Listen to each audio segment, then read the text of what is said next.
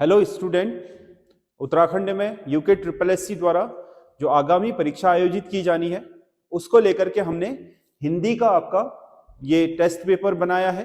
हिंदी में जो आपके आज तक यूके ट्रिपल एससी आपके नए तरह के प्रश्न पूछना उसने शुरू किया है, तो उसी पर आधारित हमने ये पैटर्न बनाया है। आपको देख करके जरूर आपको लगेगा कि हाँ कि ये बहुत ही रिलेवेंट पेपर है। एक बार इसे पूरा देखने के बाद आप कमेंट जरूर करिएगा कि जो आपकी हिंदी पूछी जा रही है, जिस तरह की आपको पढ़ने की रिक्वायरमेंट है, जिस तरह की जरूरत है, उसी के आधार पर ये टेस्ट पेपर बनाया है। आगे भी ऐसे ही बनाएंगे।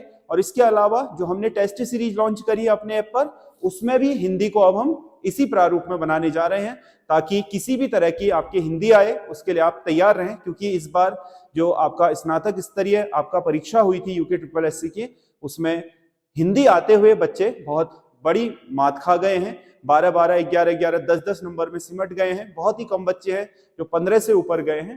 तो इसलिए कि आगे आपके यूके ट्रिपल एससी जिस तरीके से आपके रणनीति अपना रहा है पेपर बनाने की, हमें उसी तरीके से तैयारी करनी है। तो इसी को लेकर के ये आपका वीडियो है। तो इसमें हमने गढ़वाली कुमाऊनी की शब्द संपदा से भी चीजें ली हैं, और उसके अलावा इसमें जो आपके गढ़वाली और कुमाऊनी की लोकोक्तियां और मुहावरे पूछ रहा है वो भी लिए हैं। और हिंदी के सामान्य जो प्रश्न है उनका जो फॉर्मेट उसने बनाना शुरू कर दिया है वो भी हमने इसमें सम्मिलित किया है। तो अब आपका ये जो प्रश्न पत्र है ये उत्तराखंड के जो ट्रिपल एससी द्वारा पेपर कराया जा रहा है उसको लेकर के आपका बहुत अधिक सहायक हो सकता है आने वाली परीक्षाओं में। तो इसी को दृष्टिगत रखते हुए ये पेपर तैयार करा है। सभी स्टूडेंट जो हमारे चैनल के साथ जुड़े हुए हैं, जो हमारे वीडियोस को निरंतर देखते हैं, उन लोगों से मेरी एक और थोड़ा रिक्वेस्ट है कि आप लोग अब जो तैयारी है उसे थोड़ा बदलिए। जो आपका पुराना जो पैटर्न है, देखो यूके पीएससी तो अभी भी उसी पैटर्न पर है, लेकिन इस पैटर्न को अगर आप फॉलो करोगे तो वो अपने आप हो जाएगा, क्योंकि वो उतना कठिन नहीं है। इसमें थोड़ा बहुत चीजें ऐड कर दी गई हैं। वो चीजें तो हैं, उसके अलावा भी चीजें इसमें ऐड हैं। अगर ये आपका कंप्लीट है तो वो अपने आप कंप्लीट हो जाएगा। तो उसी दृष्टिकोण से आप तैयारी करिए। किसी भी परीक्षा की आगे आपको उत्तराखंड में देना है, कहा जा रहा है कि इस महीने या अगले महीने फरवरी तक आपका उत्तराखंड जो पुलिस है उसका दरोगा का जो विज्ञप्ति है वो निकल जाएगी, ऐसा कहा जा रहा है। तो उसमें आपका हिंदी बहुत मेन होगी। अगर पुराने पैटर्न पर उन्होंने कराया 300 नंबर के, तो 100 नंबर का हिंदी होता है। जिस बच्चे की हिंदी आपकी बहुत बढ़िया होगी, 90 नंबर तक हिंदी में जो ला सकता है, वो आपका मैथ्स वगैरह थोड़ा कमजोर भी रही तो भी वो आपका सिलेक्शन पा जाएगा। लेकिन वहां आपको हिंदी को बहुत स्ट्रॉन्ग करना होगा, इसलिए हिंदी में प्रयासरत रहिए। एक और चीज मैं आपको बता दूं, उत्तराखंड में सक्सेस पाने की है हिंदी और उत्तराखंड दो चीजें ऐसी हैं जिसका एक लिमिटेड सिलेबस है, और 60 नंबर का आपका यहीं से कोर्स होना है। जो आपका समूह ग की परीक्षाएं होनी है, किसी भी स्तर की हो, चाहे पटवारी हो, आपका दरोगा हो, या फिर आपका बीपीडीओ वगैरह हो, या फिर अन्य परीक्षाएं जो भी आपकी आयोजित होनी है उत्तराखंड में, उनमें 60 नंबर हिंदी और उत्तराखंड होता है, जिससे आप अधिक से अधिक क्वेश्चन सॉल्व करके एक अच्छा स्कोर खड़ा कर देते हो, अधिकतम स्कोर खड़ा कर देते हो। और जीएस और रीजनिंग वाले पोर्शन से अगर आप थोड़ा थोड़ा भी एवरेज भी कर गए तो भी आप सिलेक्शन पा जाते हो। अगर आप इसको स्ट्रॉन्ग नहीं करोगे तो दूसरी जगह स्ट्रॉन्ग करना थोड़ा कठिन होता है। इसीलिए वह क्षेत्र जो आपके क्या है पहुंच में है, जिसको आप आसानी से कर सकते हो, उस पर ज्यादा प्रयास करिए। तो हम इसको शुरू कर रहे हैं। देखिए, आपको देखने के बाद जरूर लगेगा कि हाँ बहुत ही आपका रिलेवेंट पेपर बनाया हुआ है। आप कमेंट जरूर करिएगा कि इसमें आपका जो हमने पेपर बनाया है वो किस तरीके का है, या आप लोगों के कोई सुझाव हैं तो वो भी आप हमें दे सकते हैं। गढ़वाली भाषा के शब्द खुचलिया का अर्थ है। गढ़वाली भाषा में खुचलिया किसे कहा जाता है, तो इसका मतलब होता है गोद। खुचलिया का अर्थ गढ़वाली भाषा में होता है गोद। ये आपका सही आंसर है इसका। अगला क्वेश्चन है, देखी मैस के देखण तापी घाम के तापण। देखी मैस के देखण और तापी घाम के तापण गढ़वाली मुहावरे या कहावत का अर्थ क्या है? ठंडा देखकर धूप सेकने का मन करता है। देखे हुए इंसान को क्या देखना, सेकी हुई धूप को क्या सेकना। ये आपका सही आंसर है कि किसी भी आदमी को देखा या आजमाया है तो उसे क्या देखना है या क्या आजमाना है, क्योंकि वो ऑलरेडी क्या, जैसे हमारे हिंदी में हाथ कंगन को आरसी का, पढ़े लिखे को फारसी क्या, प्रत्यक्ष को प्रमाण की क्या जरूरत है, उसी तरीके का है कि अगर आपने किसी इंसान को देखा या आजमाया है तो उसे क्या देखना है, जैसे आपको पता है कि इस समय धूप जो होती है वो कैसी होती है, ठंडियों की धूप कैसी होती है, गर्मियों की कैसी है, मतलब घाम का मतलब पहाड़ी में क्या होता है, घाम पहाड़ी में आपका धूप को कहा जाता है। और तापी का मतलब सेंकना, तापी का मतलब क्या है, सेंकना। यहाँ मैसी का मतलब क्या है, इंसान। मैस का मतलब इंसान है और देखण का मतलब देखना है। तो इसका सही आंसर बी है, इसका सही आंसर बी है। अगला क्वेश्चन है, सौण में मरी सास भदौ में आया आंस। मतलब सौण में मरी सास, ये कह रहा है कि सौन मतलब सावन में सास मरी और भदौ में आंसू आए। तो इसका मतलब यह है कि कुमाऊनी कहावत का अर्थ क्या है, इसका मतलब यह है कि झूठी हमदर्दी दिखाना। मतलब कहने का मतलब है कि जिस समय किसी चीज का महत्व नहीं है उस समय चीज करना। कहने का मतलब यह है कि जिस समय आपके किसी व्यक्ति के लिए वास्तविक हमदर्दी की जरूरत थी उस समय तो नहीं करा, लेकिन बाद में दिखावा करने के लिए किया जा रहा है। इसीलिए सौण सावन का महीना है, भादो बाद का महीना है।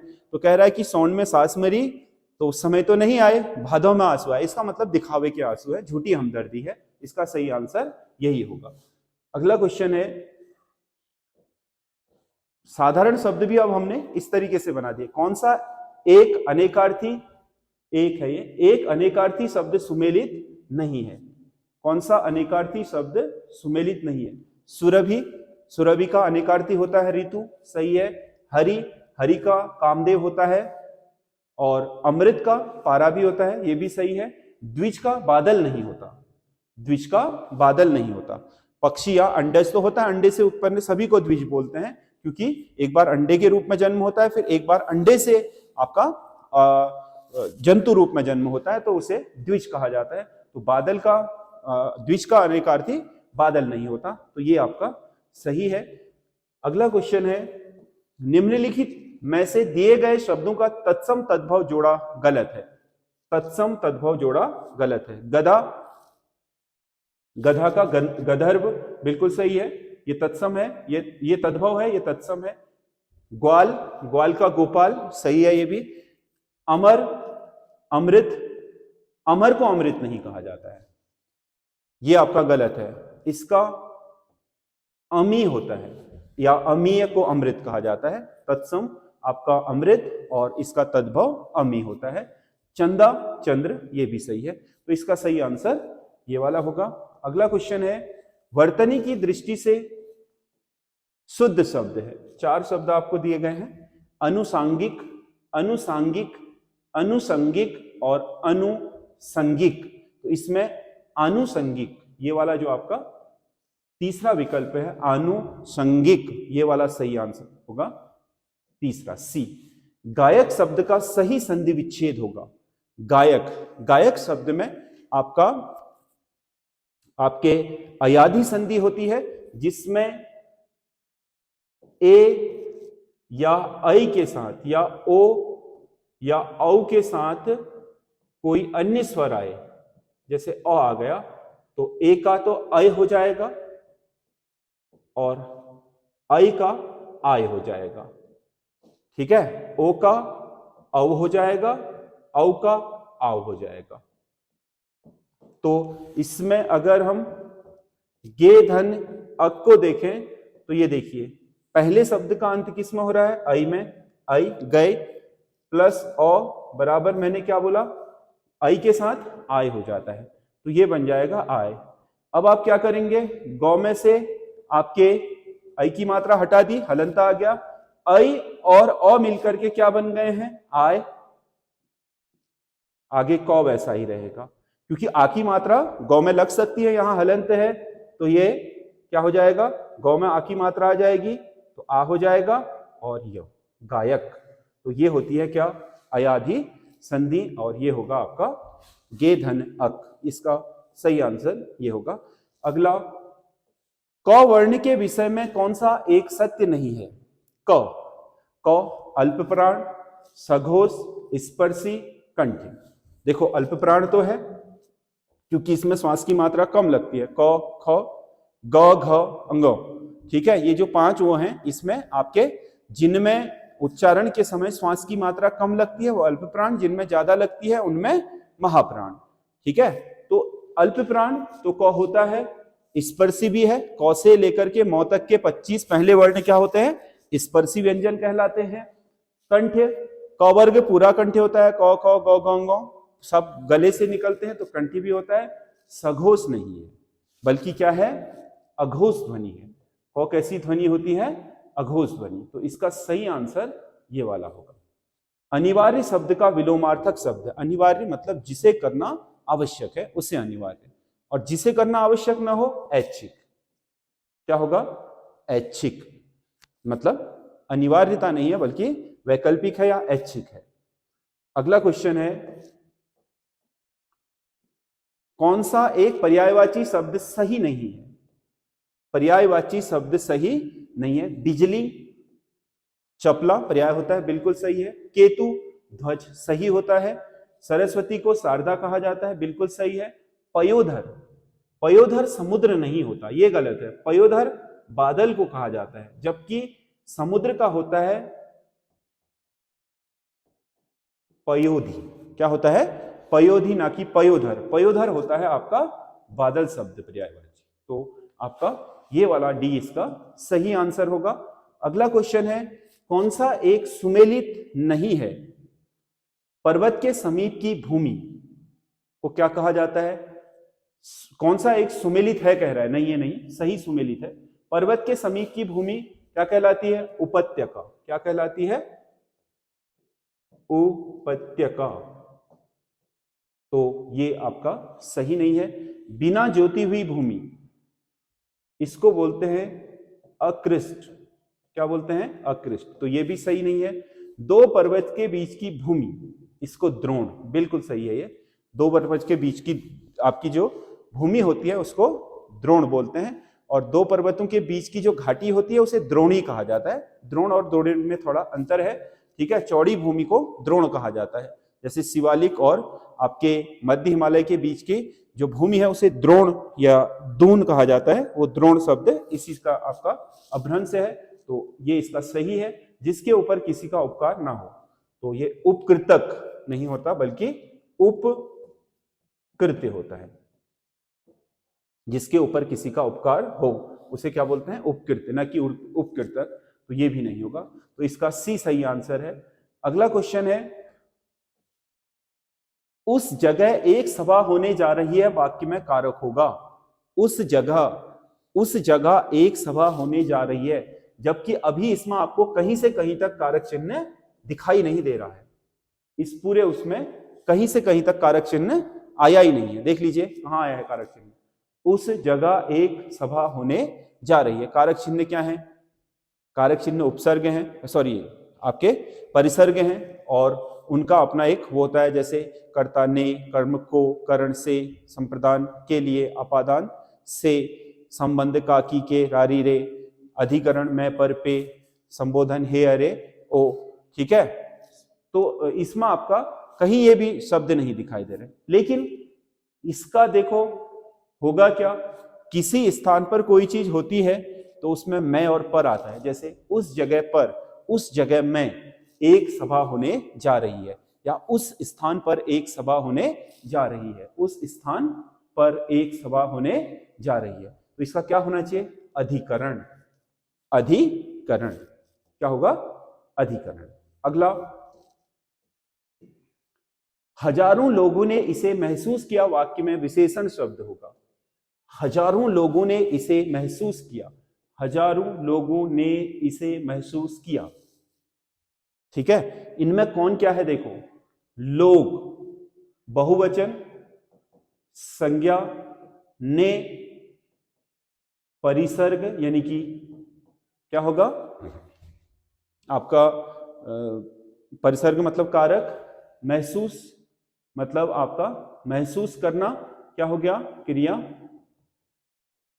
और संज्ञा का जो विशेषता बताए, संज्ञा की संख्या बता रहा है, यानी कि संज्ञा की विशेषता संख्या में बता रहा है। तो हजार शब्द क्या होगा बताओ, संख्यावाचक विशेषण होगा। यहां पर ये क्या होगा, संख्या शब्द, हजार शब्द क्या होगा, संख्यावाचक विशेषण। तो ये कह रहा है वाक्य में विशेषण शब्द होगा। विशेषण शब्द क्या होगा, हजारों।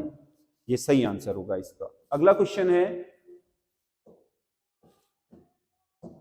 गढ़वाली भाषा में रस्सी बांधकर नदी पार कराने वाला कहलाता है। पहले क्या होता था, पुल नहीं होते थे, समझ रहे हैं, तो गढ़वाल या कुमाऊं में जो नदियां हैं, बड़ी नदियां, उनमें आपका क्या करते थे, रस्सी एक दूसरे किनारे पर बांधते थे पेड़ों से या किसी पत्थर से, और उसके बाद एक तुमड़ी बोलते थे, उस तुमड़ी में या लकड़ी का आपका बॉक्स बनाया जाता था, उसमें एक जंजीर लगा करके उस रस्सी से बांध करके आर पार जाया जाता था। तो इसके लिए आपके विशेष व्यक्ति होते थे जिन्हें आपके क्या कहा जाता था, धुनार। धुनार क्या कहते थे, धुनार। आपने सुना होगा टिहरी को प्राचीन काल में धुनारों की बस्ती भी कहा जाता था। ये वही धुनार थे जो टिहरी रियासत के समय, आपके टिहरी रियासत स्थापना के समय उस क्षेत्र में आपके गंगा के पार रहने वाले लोगों को अक्सर आपके इधर मैदानों की तरफ आने के लिए उनको नदी पार कराने का काम कराते थे, उन लोगों की बस्ती थी, इसीलिए इसे धुनारों की बस्ती कहते थे। समझ रहे हैं, तो ये धुनार शब्द आपका नदी को पार कराने वाले या तुमड़ी या रस्सी के माध्यम से लोगों को मटकी आपका नदी पार कराने वाले लोगों के लिए इस शब्द का प्रयोग किया जाता था। अगला क्वेश्चन है, बसंत में नाचा बहुत मेरा मन मयूर। बसंत में नाचा बहुत मेरा मन मयूर, इस वाक्य में कौन सा अलंकार होगा? देखो, मैं आपको उपमा और रूपक दो अलंकारों में एक भेद बता दूं, ठीक है, जो महत्वपूर्ण है। जैसे ये कहता ना, बसंत में नाचा मेरा मन मयूर जैसा, तो ये होती मन की मयूर के साथ तुलना। क्या होती? तुलना। देखो, जब आप बोलते हो ना कि सचिन ब्रेड मैन जैसा है, और जब आप कहते हो सचिन ब्रेड मैन है, तो आप महसूस करोगे कि इन दोनों में आपका एक सूक्ष्म अंतर है। वो सूक्ष्म अंतर क्या है? देखो, सचिन ब्रेडमैन जैसा है, यानी कि सचिन कुछ बहुत गुणों के साथ ब्रेडमैन के साथ मिलता है। लेकिन जब आप कह देते हो कि सचिन ब्रेडमैन है, तो इसका मतलब गुण नहीं, पूरा का पूरा मिल रहा है, यानी कि वो आपका उसी का एक रूप है, समझ लो। यहां पर मतलब तुलना इतनी प्रगाढ़ हो जाती है कि उसमें विभेद प्रकट कर पाना संभव नहीं है, समझ रहे हो। और यहां तुलना के लिए आपका क्या है?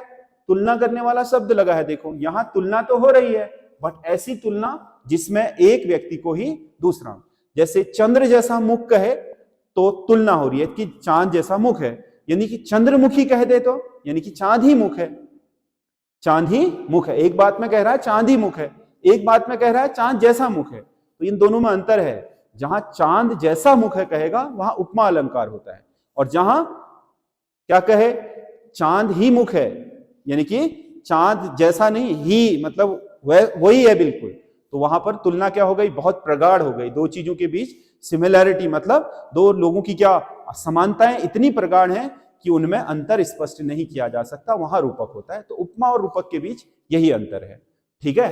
तो यहां पर देखो, मन जैसा मयूर कहता तो आपका ये होता उपमा। इसमें क्या कहा है? मेरा मन मयूर, यानी कि मन को ही क्या कह दिया है? मोर कह दिया है। मोर जैसा मन नहीं, मन को ही मोर कह दिया है, तो इसका मतलब क्या होगा? रूपक। और आपको पता है उत्प्रेक्षा में क्या आता है? मानो, जानो, ज्यों, त्यों।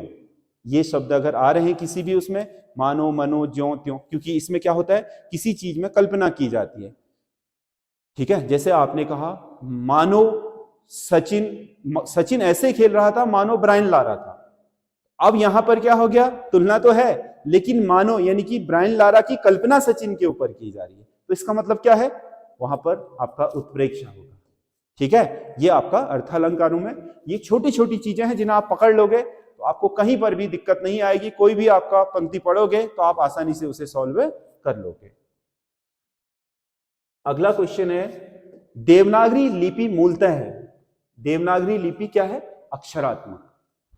देवनागरी लिपि में आपका लिपि को क्या बोलते हैं, आपका किसी भी जो भाषा है उसको लिखित रूप में प्रकट करने के लिए जो उसकी मुख्य विशेषता होती है उसे उस लिपि की क्या बोलते हैं, मूल आपका चीज बोलते हैं। तो अक्षरात्मक है। देवनागरी लिपि में आप अक्षर से अर्थ को समझ सकते हो, वर्ण से नहीं। वर्ण से तो अर्थ बनता ही नहीं है, वर्ण से अर्थ नहीं बनते। वर्णों से मिलकर के जो अक्षर बनते हैं उनसे आपका क्या बनता है, कोई अर्थ निकलता है। और जब अर्थ निकलेगा तभी तो लिपि का क्या जो मूल उद्देश्य है वो सार्थक होगा, ठीक है। बल्कि चित्रात्मक नहीं है। कुछ चित्रात्मक भी लिपियां होती हैं, जैसे हड़प्पा सभ्यता में मिली है, समझ गया ना, जिसे हम वास्ट्रोफेंडम लिपि बोलते हैं। वहां चित्र बने हुए हैं, लिखा तो है, चित्रों के रूप में लिखा है, लेकिन उसे हम पढ़ नहीं पाए हैं, समझ गया ना, पिक्टोग्राफिकल बोलते हैं जिन्हें। और प्रतीकात्मक मतलब प्रतीक, जैसे आपका प्रतीकात्मक लिपि एक तरीके से आंसू लिपि है, उसमें आप प्रतीक से लिख लेते हो, मतलब शॉर्ट हैंड में किसी चीज को प्रतीक के रूप में व्यक्त कर देते हो, ठीक है। तो देवनागरी लिपि अक्षरात्मक लिपि है। अगला, निम्नलिखित में से शुद्ध वाक्य है। शुद्ध वाक्य, यहां मीठे पानी का एक कुआं है।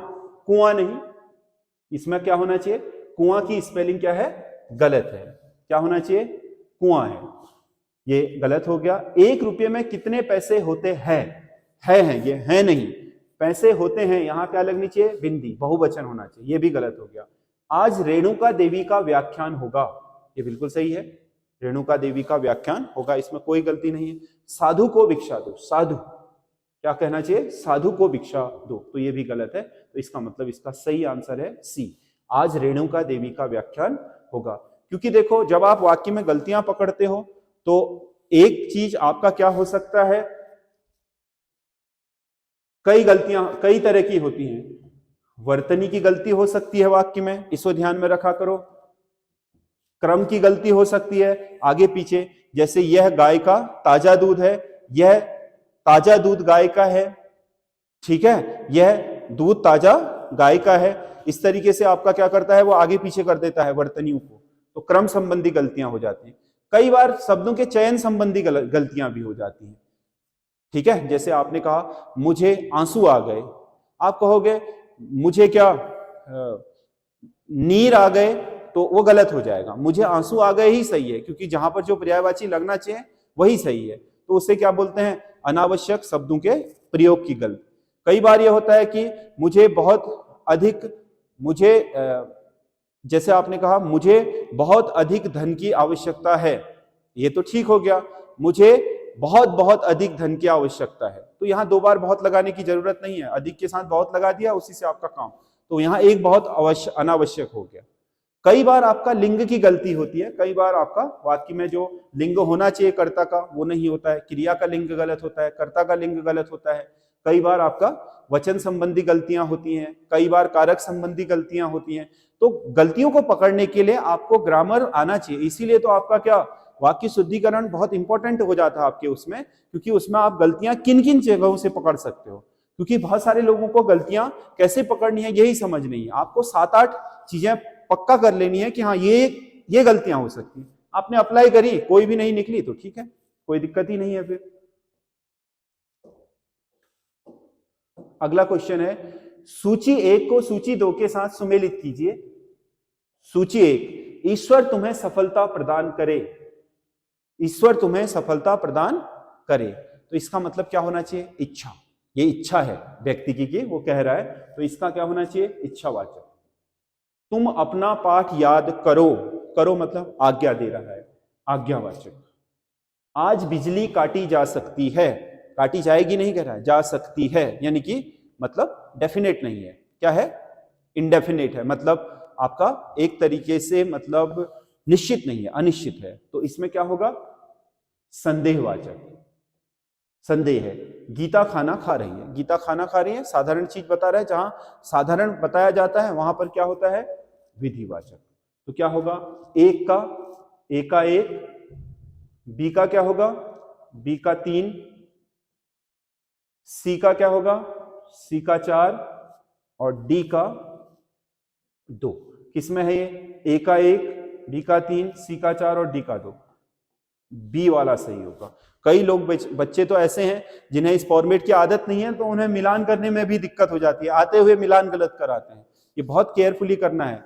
इसी प्रैक्टिस को तो आगे ले जाना है। अगर आपकी प्रैक्टिसेस सही हैं, आप अभ्यास बढ़िया करते हैं और अच्छे ऑथेंटिक आपके क्या चीजों को करते हैं, तो उससे क्या होता है कि आपकी चीजें बढ़िया हो जाती हैं। और मैं आपको एक चीज और बता दूं, जो हम ये प्रैक्टिस सेट करा रहे हैं, ये केवल एक झलक मात्र होती है किसी चीज को कराने की। अगर आपको, जैसे मैं आपका संज्ञा संधि इसमें बता देता हूं, लेकिन आपको संधि एक बार बढ़िया तरीके से सीखनी चाहिए। सीख लोगे तो फिर आप किसी भी शब्द को लेकर के दिक्कत नहीं होगी। जैसे मैंने अभी आपको वाक्य शुद्धि के ही बताए, वाक्य शुद्धि में क्या क्या अशुद्धियां होती हैं पहले ये जानना जरूरी है। आप अनुमान से ही लगाते हो कि हाँ ये शुद्ध है कि नहीं, समझ गए ना, व्यावहारिक शुद्धता जांचने का काम करते हो, जबकि आपको पता होने चाहिए कि ये अशुद्धियां हो सकती हैं। अगर वो नहीं मिल रही हैं तो शुद्ध है, ठीक है। या फिर आपका जैसे आपकी अभ्यास है, समझ गए ना, इस तरीके के पैटर्न में पूछ रहा है, अगर आप इस तरीके से करेंगे तो भी आपको काफी लाभ होगा। निम्नलिखित में से किस में नी प्रत्यय नहीं लगा है? शेरनी, किससे बना है शेरनी शब्द? शेर से, तो इसमें नी लगा है। मोर से बना है मोरनी, तो इसमें नी लगा है, ठीक है। कुटनी, कुटनी, कूट से बना है क्या? कुटनी, तो इसमें नी लगा है। नौकर से बना है नौकरानी, नौकर, तो इसमें नी शब्द नहीं है बल्कि आनी प्रत्यय है। क्या है? आनी प्रत्यय। तो इसका मतलब ये इसका सही आंसर होगा।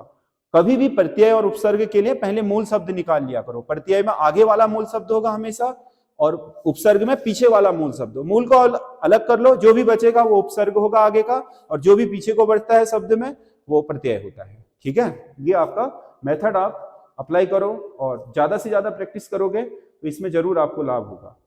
अगला क्वेश्चन है, कौन सा एक अव्यय का प्रकार नहीं है? अव्यय, अव्यय कितने प्रकार के होते हैं? 5। आपका क्रिया विशेषण अव्यय, विस्मयादि बोधक अव्यय, संबंध बोधक अव्यय, समुच्चय बोधक अव्यय, और उसके अलावा निपात अव्यय होते हैं। तो 5 प्रकार के होते हैं। परिमाण बोधक अव्यय नहीं होता है, तो इसका सही आंसर ये होगा। तो कुल मिलाकर के ये हमने फिलहाल 20 क्वेश्चन बनाए हैं। मैं चाह रहा हूं कि 20-20 की आपकी एक सीरीज में आपके लिए लगातार लेकर के आऊं हर हफ्ते। मतलब लगातार कहने का मतलब है एक दिन जीएस, एक दिन आपका उत्तराखंड और एक दिन हिंदी। हफ्ते में 2-2 वीडियो हर किसी के, क्योंकि बीच में हमारा थोड़ा डिस्टर्ब हो गया था अपने व्यस्तता के चलते, इस वजह से। तो अभी आपका कंटिन्यू रहेगा ये। और उसके अलावा इसको अगर आप बहुत एक अच्छे फॉर्मेट में, पेपर के फॉर्मेट में करना चाहते हैं, 20 हिंदी, 40 उत्तराखंड और 40, तो मात्र 150 रुपए में हमने अपने ऐप पर उत्तराखंड के लिए ये आपका टेस्ट सीरीज लॉन्च कर दी है। वहां से भी आपको बहुत अच्छी आपकी सहायता मिल सकती है। और दूसरी चीज ये है कि हम हमारे जैसे कल बच्चे के कमेंट्स कर रहे हैं कि सर 100 नंबर का करा दो। देखो भाई, 100 नंबर का करा पाना मेरे लिए पॉसिबल नहीं है। इसलिए नहीं है क्योंकि मेरे को प्रश्न बनाने पड़ते हैं, और मैं कोशिश करता हूं कि खुद से प्रश्न बनाऊं, जो आपका सिलेबस है उसे कवर करते हुए बनाऊं। ये नहीं कि कहीं से भी कुछ भी उठा करके डाल दो। ये मैं अपने पेपरों में नहीं करता हूं, क्योंकि मैंने इतने लंबे आपके समय से आपके इस काम से जुड़ा हुआ हूं, और मुझे पता है बच्चों को कैसे सफलता मिलती है। कई आपके बच्चे हमारे यहाँ से आपके सिलेक्ट हो चुके हैं। लोहाघाट, आप कभी भी किसी भी लिस्ट में देखिए, लोहाघाट का नाम बहुत अच्छे उसमें आएगा। मतलब किसी भी आपके मेरिट लिस्ट में लोहाघाट के स्टूडेंटों का नाम पहाड़ की ओर से आप देखोगे बहुत अच्छी खासी संख्या में होता है। एक लोहाघाट बल्कि बहुत छोटी जगह है, डिस्ट्रिक्ट मुख्यालय भी नहीं है, उसके बावजूद भी। तो इन 10-12 सालों में मैंने जो आपका महसूस करा है कि किस तरीके से बच्चों का आपका बौद्धिक विकास होना चाहिए, क्योंकि मेरा हमेशा ये मानना होता है कि ज्ञान की गुणवत्ता ज्यादा होनी चाहिए, ज्ञान की मात्रा से ज्यादा। आप ज्यादा आपके पास ना हो, कम हो लेकिन सॉलिड हो, इस पे मेरा ज्यादा फोकस रहता है। इसीलिए मैं 100 करा पाऊंगा ये मैं दावा नहीं कर सकता हूं, क्योंकि मैं ऐसा तो है नहीं कि बैठा 2 घंटे और कहीं से भी उठा करके किताबों से ये सो करके जोड़ तोड़ करके बना दिया। ऐसा बिल्कुल नहीं है। मैं खुद ही फॉर्मेटिंग करता हूं एक एक चीज की, और एक एक चीज को, तथ्य को चाहता हूं कि गलती ना हो। कई बार गलतियां भी हो जाती हैं करने के दौरान, टाइपिंग के दौरान, बट मैं खुद ही क्वेश्चन पेपर बनाता हूं, उसमें बहुत समय लगता है। ये पॉसिबल नहीं है कि मैं एक दिन में 100 नंबर का क्वेश्चन पेपर आपके लिए तैयार कर दूं। जितना मिल पा रहा है उससे सीखने का प्रयास कीजिए। कम है लेकिन सॉलिड बनाइए, अच्छे से बनाइए। उसके अलावा इन सारी चीजों पर मैं, अगर समय मिलेगा तो मैं आपको दावा करता हूं कि मैं हिंदी ग्रामर का आपको इतना सॉलिड आपका टॉपिक वाइज करा दूंगा कि आपको किसी भी तरह की कोई दिक्कत होगी नहीं। लेकिन फिलहाल क्योंकि हमारे पास टेस्ट सीरीज चल रही है, ये चल रहा है, तो इस वजह से समय का थोड़ा अभाव है। तो धीरे धीरे हम इन सारी चीजों को आपका क्लियर करने का प्रयास करेंगे। बाकी यह है कि जितना आपको मिल पा रहा है उतना आप अच्छे से करिए, वो जरूरी है, ना कि बहुत सारी चीजें करके कुछ भी ना आए, वो अच्छा नहीं है। बल्कि आप कम चीजें करिए लेकिन बहुत बेहतर करिए। अपने जो आपने पढ़ा है वो आपको आना चाहिए एग्जाम के दिन। ऐसा नहीं कि पढ़ करके गए भी हैं, संज्ञा पढ़ करके गए थे, संज्ञा से क्वेश्चन आया, कर ही नहीं पाए, इसका क्या फायदा है बताओ। चाहे संज्ञा पढ़ने में 5 दिन लगाओ, 5 घंटे नहीं 5 दिन लगाओ, लेकिन संज्ञा का कोई क्वेश्चन छूटना नहीं चाहिए। अगर आपने मान लो ग्रामर के 20 टॉपिक हैं, 20 टॉपिकों को हर टॉपिक को 5-5 दिन भी दिए हैं तो 100 ही दिन तो होते हैं, 20 पंजे 100, 3 महीने में आपका हिंदी ग्रामर ऐसा हो जाएगा कि आपका एक क्वेश्चन भी खराब नहीं जाएगा। इसी को सॉलिड पढ़ाई बोलते हैं। ना कि आप एक दिन में 5 चीजें पढ़ते हो, 50 फैक्ट पढ़ लेते हो और पता चल रहा है कि तीसरे दिन उन्हीं चीजों से आता है और आपके एग्जाम में वो चीज गलत हो जाती है। ये पढ़ने का सही नजरिया नहीं है। एक चीज करो, कई बार करो, वो पढ़ने का सबसे बढ़िया नजरिया होता है। धन्यवाद आप लोग हमारे साथ बने रहिए, हमारे एसएस स्टडी चैनल के साथ, और जो भी आपके सुझाव वगैरह होते हैं वो हमें कमेंट्स पर लिख सकते हैं।